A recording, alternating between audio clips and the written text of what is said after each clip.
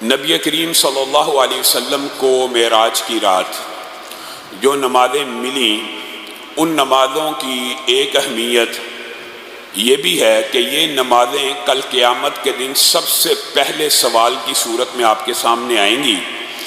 جس کا یہ سوال درست ہوگا اس کے باقی سوال آسان ہو جائیں گے، اور جو اسی سوال میں فیل ہو جائے گا اس کا اگلا سوال ہی نہیں ہوگا۔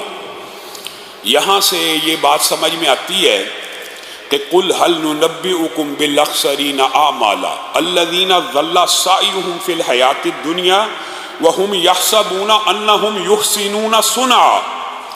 یہ جو آیت ہے یہ بنیادی طور پہ اس بات کی طرف اشارہ کرتی ہے کہ قُلْ هَلْ نُنَبِّئُكُمْ بِالْأَخْسَرِينَ أَعْمَالًا، کیا ہم تمہیں خبر نہ دیں کہ سب سے زیادہ خسارے میں رہنے والے، سب سے زیادہ گھاٹے میں رہنے والے، سب سے زیادہ نقصان اٹھانے والے لوگ کون سے ہیں؟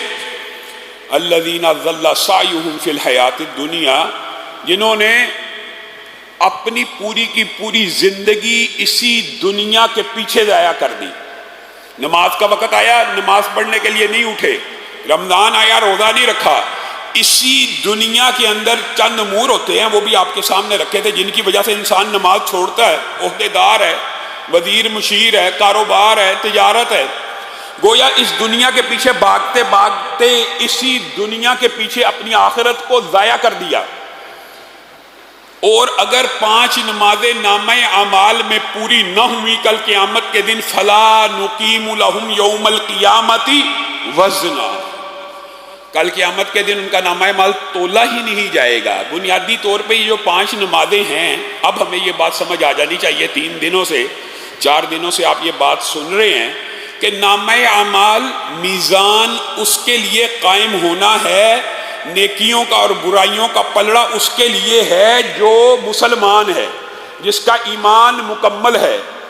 نیکیاں نیکی کے پلڑے میں، برائیاں برائی کے پلڑے میں، اور جس کی نماز ہی مکمل نہیں ہے فلا نقیم لہم یوم القیامت وزنا، اس کا قیامت کے دن نامہ اعمال ہی نہیں تولا جائے گا، اس کے لیے میزان ہی قائم نہیں ہوگا۔ اسی لیے اللہ رب العزت نے کہا تھا وَأَقِیمُوا الصَّلَاةَ وَلَا تَكُونُوا مِنَ الْمُشْرِکِینَ، ہاں نماز قائم کرو۔ بنیادی طور پر یہ جو آیات ہیں، یہ جی نماز نہ پڑھنا جی کیسے شرک ہو گیا، اللہ نے کہا ہے قرآن پاک میں، یہ ایسے ہی ہے۔ حقیقت میں جو شرک اکبر ہے وہ بے شک غیر اللہ سے مدد مانگنا، غیر اللہ کے لیے عبادت کرنا ہی ہے، لیکن شرک کی بات دوسری قسمیں بھی تو رسول اللہ نے بیان کی ہیں۔ ریاکاری کیا شرک کے اصغر نہیں ہے؟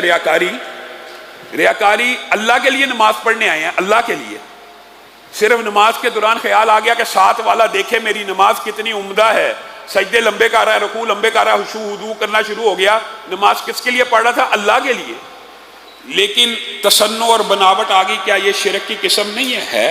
اسی طرح نماز نہ پڑھنا بھی گویا آپ نے ان چیزوں کو اپنا الہ بنا لیا جس کی وجہ سے آپ نے نماز کو ترک کیا ہے، یا خواہش نفس ہے، خواہش نفس کی پیروی کی، تھکاوٹ ہے، نیند کی وجہ سے نہیں پڑھی، خواہش نفس آپ کا الہ ہے۔ اور قرآن پاک میں اس کا بھی ثبوت ملتا ہے کہ بعض لوگوں نے اپنی خواہش نفس کو ہی اپنا الہ بنا لیا، بعض نے تجارت کو بنا لیا، بعض نے دنیاوی مشغولیات کو بنا لیا۔ گویا یہ بھی بنیادی طور پہ اگرچہ اس قسم کا شرک نہیں ہے کہ غیر اللہ سے مدد مانگی، لیکن شرک تو ہے نا بھائی کہ نماز ہی نہیں پڑھے۔ تو اسی لیے اللہ نے کہہ دیا قرآن پاک میں کہ نماز کو قائم کرو اور مشرک نہ بنو۔ جس طرح دائرہ اسلام سے خارج ہے، صرف خارج دائرہ اسلام سے ہونا بھی بہت بڑی فتنے کی بات ہے، مرتد ہونے کی بات کل آپ کے سامنے رکھی کہ مانعین زکوٰۃ ان کے خلاف جہاد ہے، اور فقہاء علماء نے یہ بات ضابطہ باب باندھے ہیں کہ مسلم حکمران بے نمازیوں کے خلاف جہاد کرے، بے نمازیوں کے خلاف جہاد کرے۔ حضرت عمر نے، حتیٰ کہ حضرت عمر نے اپنے عمال کو ایک لیٹر لکھا اور اس کے اندر یہ بات واضح طور پہ لکھ دی، واضح طور پر، کہ تم میں سے جس کی نماز بہتر ہے اسی کا دین بہتر ہے، تم میں سے جس کی نماز بہتر ہے اسی کا دین بہتر ہے، جو تم میں سے نماز نہیں پڑھتا پھر اس کے بارے میں یہ گمان نہ کرنا کہ بڑا ایمانت دار ہے اور بڑا سچا ہے اور بڑا با اخلاق ہے۔ آج ہمارے معاشرے میں باضابطہ ایک دین کو دین کے سامنے کھڑا کر دیا گیا، انسانیت، اخلاقیات کو۔ صحابہ اور رسول اللہ کا نقطہ نظر یہ نہیں تھا، حضرت عمر یہ لکھ رہے ہیں اپنے عمال کو جس کی نماز درست نہیں ہے، مراد یہ تھی اس کو آپ نے کوئی بھی سرکاری عہدہ نہیں دینا۔ یہ نہ سوچنا کہ بڑا ایمانت دار ہے، بڑا سچا ہے، جو اللہ سے خیانت کر رہا ہے، جو اللہ کے حق پورے نہیں کر رہا، آپ اس کے بارے میں یہ گمان کرتے ہیں وہ بندوں کے حق پورے کرے گا، تو آپ جاہل ہیں، آپ جاہل ہیں۔ حقیقت میں ہو سکتا ہے ظاہری طور پہ کچھ لوگوں کے اخلاق اچھے ہوں، بظاہر آپ کو سچے نظر آتے ہوں، لیکن وہ بد عمل ہوتے ہیں۔ جو گناہ شریعت میں ہیں وہ ان کو گناہ ہی نہیں سمجھتے۔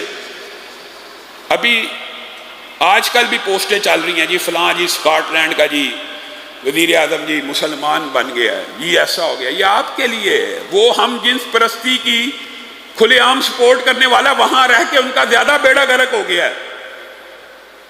آپ کے نزدیک ہو سکتا ہے کہ اخلاق، سچائی، ایمانت بظاہر آپ کو نظر آ رہی ہو، لیکن جو بندہ دین سے دور ہے، جو بندہ بے نماز ہے، اللہ کا حق ادا نہیں کر رہا، آپ اس سے یہ توقع اور گمان رکھتے ہیں کہ وہ بندوں کا حق ادا کرے گا۔ نمازی تو 5 وقت اللہ کی بارگاہ میں کھڑا ہوتا ہے، اس کو کچھ نہ کچھ احساس ہوتا ہے کہ میں نے 5 وقت اللہ کے سامنے میری پیشی ہونی ہے۔ جس کو یہ بھی احساس نہیں ہے وہ صرف اخلاقیات اور انسانیت کی بنیاد کے اوپر آپ کو یہ مغالطہ ڈالا گیا ہے کہ جی وہ بہت ہوگا، فویل للمصلین۔ آپ اس سے بھی آگے چلیں، ان لوگوں کے لیے ہلاکت ہے جو اپنی نمازوں میں غفلت برتتے ہیں۔ الذین هم عن صلاتهم ساہون، غفلت برتنے والے۔ یہاں پہ بے نمازیوں کا ذکر نہیں ہے، ان کے لیے جہنم کی گھاٹی ہے جو نمازوں میں غفلت برتتے ہیں۔ اور صحابہ اس بات کا بھی خیال کیا کرتے تھے، غفلت برتنے کا۔ ابو طلحہ کا مشہور واقعہ انصاری کا، اپنے باغ میں نماز پڑھ رہے ہیں، ایک چڑیا کو اڑتے ہوئے دیکھا دوران نماز، توجہ اس کی طرف چلی گئی، بعد میں پچھتانا شروع ہو گئے کہ ایک چڑیا نے میرے باغ کی چڑیا نے میری توجہ اللہ سے غافل کر دی، رسول اللہ کی بارگاہ میں آ کے پورے کا پورا باغ صدقہ کر دیا۔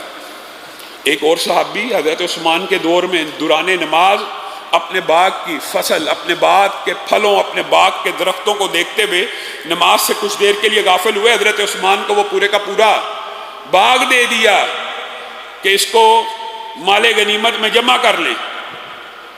اور حضرت سلیمان کا آپ واقعہ بھول گئے کہ عصر کی نماز میں غفلت ہوئی کس وجہ سے؟ گھوڑے، جو گھوڑے پالے ہوئے تھے کس کے لیے؟ ایک تفسیر کے اندر یہ بھی موجود ہے کہ وہ گھوڑے جہاد کے گھوڑے تھے، 20,000 گھوڑے تھے، ان کی پرورش کر رہے ہیں، اور جو ثواب کا کام ہے میدان جہاد میں کام آنے، عصر کی نماز رہ گئی تو ان کی گردنوں کے اوپر چھریوں کو چلا دیا۔ 20 کے 20,000 گھوڑے اللہ کی بارگاہ میں قربان کر دیے کہ یہ جہاد کے گھوڑوں نے ہی مجھے نماز جیسے فرض سے دور کر دیا۔ تو اللہ تعالیٰ نے بدلے میں کیا عنایت کیا ہے؟ وہ گھوڑے کتنی کو تیز چلتے ہوں گے؟ 60 کلومیٹر، بڑے تندرست تھے سلمان کے جہادی گھوڑے، 50 کلومیٹر، 60 کلومیٹر تیز رفتار ہوں گے۔ اللہ تعالیٰ نے کہا اگر تو نے میری خاطر ان گھوڑوں کو اور ایک نماز کو قائم کرنے کے لیے 20,000 گھوڑوں کو اللہ کی بارگاہ میں قربان کر دیا تو سلیمان آج کے بعد تیری سواری گھوڑے نہیں ہوا ہوا کرے گی، جہاں تو چاہے گا تجھے لے جائے گی۔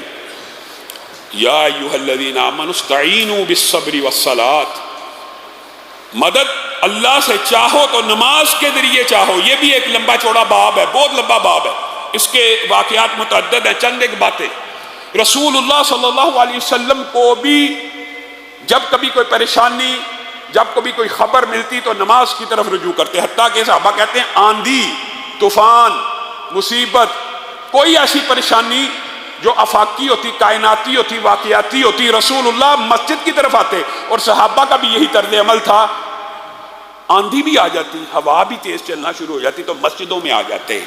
کیوں؟ کہ مسجد میں آ کے نماز کے ذریعے اللہ تعالیٰ سے مدد کو طلب کریں گے۔ خود حضرت عبداللہ ابن عباس کا واقعہ معروف ہے کہ امہات المومنین میں سے ایک کی وفات کی خبر سنی، سجدے میں گر پڑے۔ انہوں نے کہا آپ کیوں گرتے ہیں؟ کہا مصیبت اور غم کی خبر ہے، اللہ تعالیٰ سے مدد اس ٹائم نماز سے زیادہ بہتر کوئی ذریعہ نہیں اللہ سے مدد طلب کرنے کا۔ جب بھی آپ کو کوئی مشکل آئے، جب بھی کوئی پریشانی ہے، اللہ کی طرف رجوع کرنے کے اندر آپ دیکھیں کتنی نمازیں ہیں، کتنی نمازیں ہیں۔ صلاۃ حاجت کا بھی ذکر موجود ہے، صلاۃ استخارہ، آپ کو ضرورت ہے نا، تو 2 نفل پڑھیں، دعائے استخارہ کریں، حاجت ہے۔ اور اس کے علاوہ جتنی بھی نمازیں، کسوف کی، استسقاء کی، مصیبت کے وقت کیا ہوتا ہے، نماز پڑھی جاتی ہے، بارش ہو جائے، گرہن کے وقت نماز پڑھی جاتی ہے۔ یہ رسول اللہ کی سنت ہے، یہ امت کی عادت ہے کہ جب بھی کوئی مشکل وقت آئے وَاسْتَعِينُوا بِالصَّبْرِ وَالصَّلَاةِ، اور نماز اور صبر کے ساتھ نماز کے ذریعے مدد مانگو۔ اور حافظ ابن کثیر نے حافظ ابن عساکر سے ایک واقعہ نقل کیا ہے اپنی تفسیر میں، اور یہ واقعہ اس سے ملتے جلتے 2 واقعہ نقل کیے۔ ایک واقعہ صحابی ابو مغلق کا ہے اور یہ ایک عام بندے کا ہے، دونوں کو کنفیوز نہیں کرنا، اس واقعے کے الفاظ اور اس واقعے کے الفاظ فرق ہے۔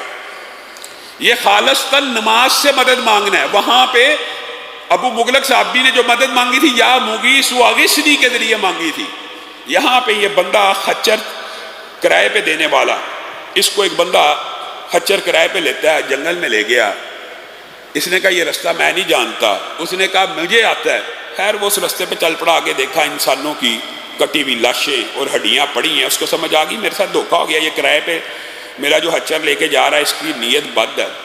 اس بندے نے کہا تیار ہو جا، میں تجھے قتل کرنے لگا ہوں، خچر اور سامان میرے سپرد کر دے۔ بڑے اصول ترلے واسطے دیے، یہ ایک عام بندے کا واقعہ، وہ صحابی کا واقعہ، یہ ایک عام بندے کا۔ اس نے کہا مال تو تیرا ہو ہی چکا، میرا خچر بھی میرا ہی ہو چکا ہے، اب تو مجھے ان چیزوں کی آفر کرتا ہے جو میری پہلے ہی ہو چکی ہیں، بس اب میں تجھے زندہ نہیں چھوڑوں گا، کیونکہ اگر میں نے تجھے زندہ چھوڑ دیا تو واپس جا کے عمال اور حکام کو بتائے گا، وہ میرے پیچھے آئیں گے، مجھے گرفتار کر لیں گے، تیری جان بخشی نہیں ہو سکتی۔ تو اس نے کہا صرف ایک موقع دے دے کہ میں 2 رکعت نماز کو ادا کر لوں۔ کہا مجھے سمجھ نہیں آئی کہ میں نماز میں کیا پڑھوں، لیکن میرے ذہن میں یہ آیت بار بار گھومنے لگی، یا ایھا الذین آمنوا استعینوا بالصبر والصلاۃ، اللہ سے مدد طلب کرو نماز کے لیے۔ کہا پھر میں یہی آیت دہراتا رہا، سلام پھیرا نہیں ہے، ایک شخص نیزہ لے کے اس ڈاکو کے سینے پہ چڑھا ہوا ہے اور اس نیزے کو اس کے سینے سے آر پار کر چکا ہے۔ میں نے اس سے پوچھا کہ آپ کون ہیں، اس نے کوئی جواب نہ دیا۔ میں نے اس کی منت سماجت کی، مجھے بتا تو دیجئے، میں نے 2 رکعت نماز پڑھی ہے، تو اس سے پہلے آپ نے اس ڈاکو کا کام تمام کر دیا۔ کہا ہاں، مجھے تیرے رب نے آسمان کی بلندیوں سے بھیجا ہے کہ میرا ایک بندہ نماز کے ذریعے مجھ سے مدد طلب کر رہا ہے۔